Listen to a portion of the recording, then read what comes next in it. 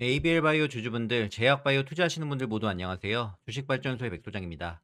이번 시간에는 흔들리는 미국발 하락으로 다시 흔들리는 증시 분위기 속에서 미증시 살펴보면서 금리나 관련해서 제 생각 말씀드리고요.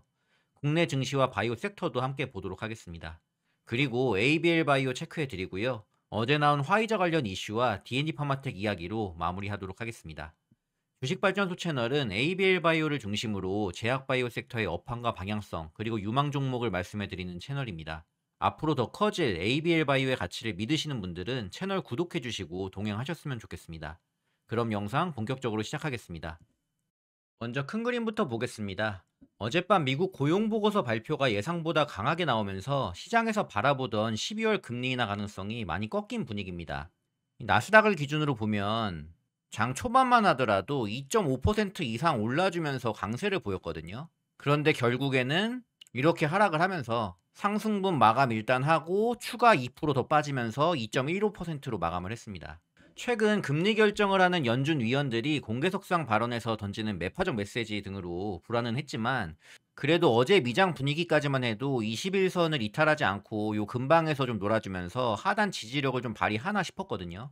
이게 이제 그럭저럭 12월 금리 인하 가능성을 열어둔 채 시장이 흘러갔었던 부분이었는데, 어제 나온 고용지표 결과가 예상치보다 많이 높게 나왔어요. 이러다 보니까 12월 금리 인하를 기대하던 시장 분위기가 급격하게 싸늘해진 겁니다.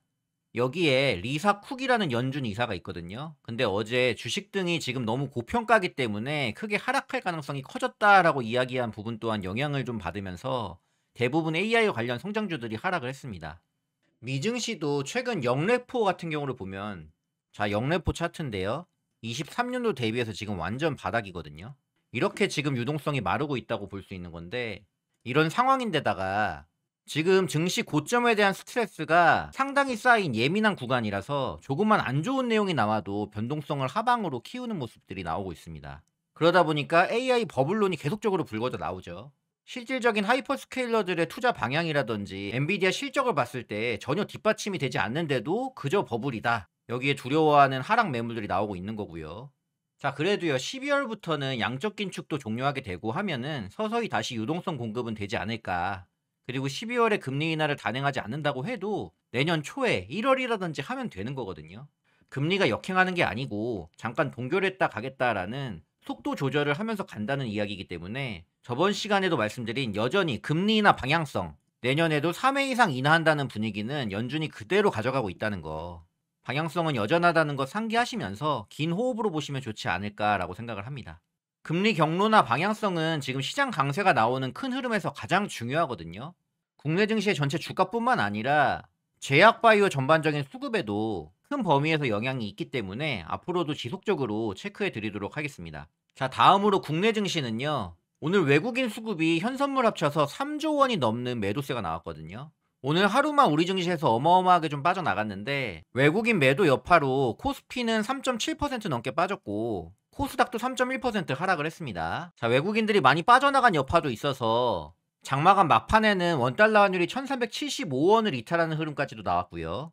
이러다 보니까 미증시 영향을 받아서 AI 반도체 성장주, 뭐 2차전지, 조선, 원전 등 대다수 섹터가 크게 밀릴 수밖에 없었는데요. 그래도 우리 바이오 섹터는 수급이 상대적으로 덜 빠져나가면서 꽤 선방하는 모습이 나왔습니다.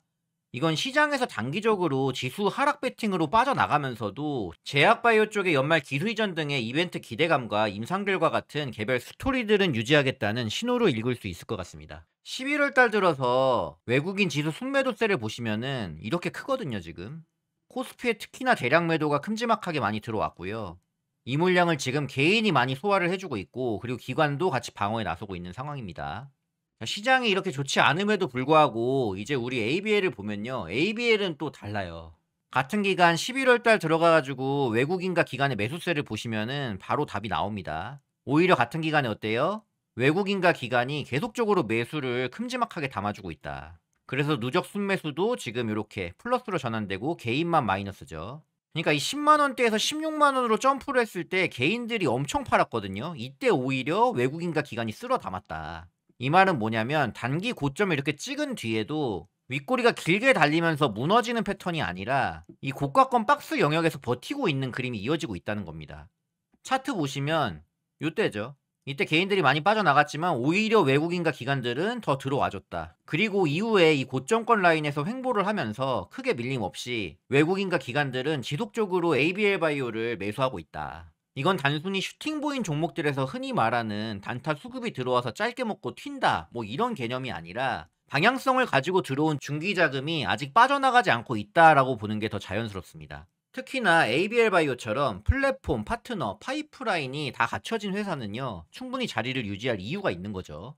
자, 어쨌든 다음 달 12월 초에 미국의 QT 종료와 함께 유동성이 살아날 수 있는 국면도 보이고 있으니까 시장이 전체적으로 다시 살아날 확률은 높습니다. 최근에 시장이 안 좋은데도 버티고 있는 제약바이오는 더욱 좋아질 수 있겠다, 이렇게 보시면 되지 않을까 생각합니다. ABL은 그래서 상방이 여전히 유효하다. 차트에서도 그렇고 펀더멘털적인 스토리에도 문제점은 없고요. 기대감은 열려 있다.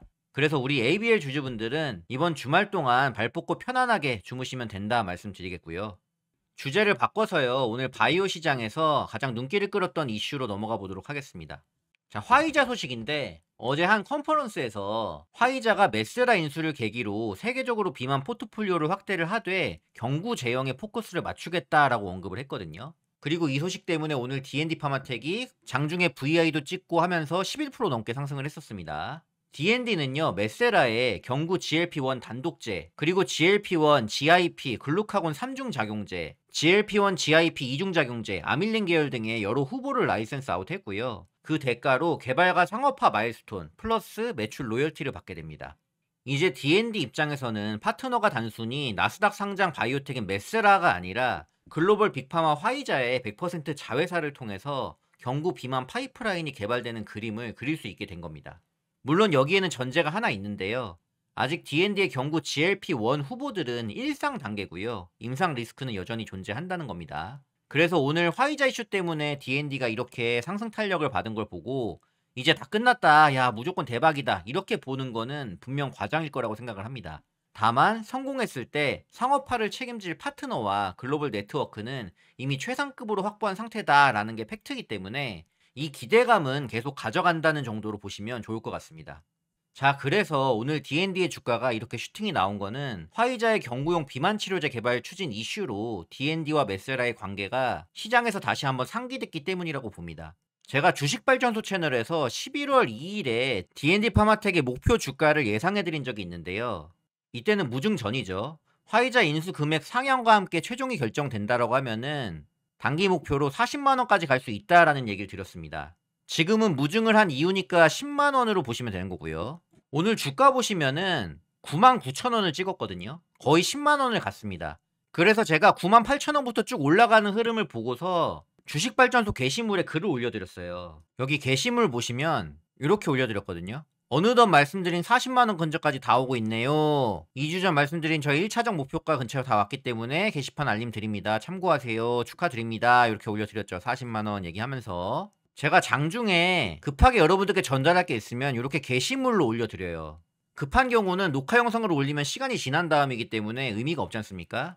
그래서 이렇게 게시물로 올려드리고 있는데요. 이거 바로 읽으시려면 주식발전소 채널 구독과 함께 알림 설정을 꼭 해주셔야 됩니다. 그래야 여러분들 핸드폰에 게시물이 떴을 때 바로 알림이 가서 확인하실 수가 있어요. 자주는 아니겠지만 제가 장중에 ABL 바이오를 포함한 제가 커버해드리는 종목들에 이슈가 있거나 제가 생각한 목표가가 왔거나 뭐 이런 경우에 오늘처럼 알림을 드릴 수 있으니까요. 아직 구독과 알림 설정 안 하신 분들은 설정 한번 해주시면 도움 되실 겁니다. 일단 그래서 제가 생각한 목표가까지는 D&D의 주가가 잘 가줬다. 자, 우리 구독자님들 중에도 D&D 파마텍 하시는 분들이 있고 제가 제시드린 거 참고하셔서 홀딩하신 분들 계실 텐데요. 수익 축하드린다는 말씀 드리겠습니다. 자, D&D뿐만 아니라 우리 ABL 바이오도 주가 탄력 견조하고요. 그 외 강조드린 리가켄 바이오, 알테오젠 이 두 종목도 여전히 고가권에서 새로운 소식 기다리면서 대기 중인 모습인데요. 연말과 연초에 계속해서 나올 글로벌 임상 이벤트들까지 같이 엮어서 보시면서요. 이번에 증시 하락이 얼마나 이어질지는 잘 모르겠어요. 일단은 오늘 미증시 분위기가 중요할 것 같은데 만약 다음 주에도 눌리는 그림이 되면은 바이오도 영향을 받을 수 있을 거거든요. 바이오 섹터의 동향과 종목 대응은요. 제가 영상 통해서 매일 하루하루 흐름 보면서 체크해 드리도록 하겠습니다. 자, 저의 단기적인 바이오 섹터 전략을 좀 공유를 해드리면요. 만약 가치 조정 구간이 나온다라고 하면은 이 눌림을 좀 더 전략적으로 비중을 늘리는 방향으로 활용하는 쪽이니깐요. 이 부분도 참고를 하시면 좋을 것 같습니다. 자, 오늘 준비한 영상은 여기까지입니다. 저는 다음 영상에서도 유익한 소식 들고 찾아오겠습니다. 모두 한 주간 수고 많으셨고요. 즐거운 주말 보내시기 바랍니다.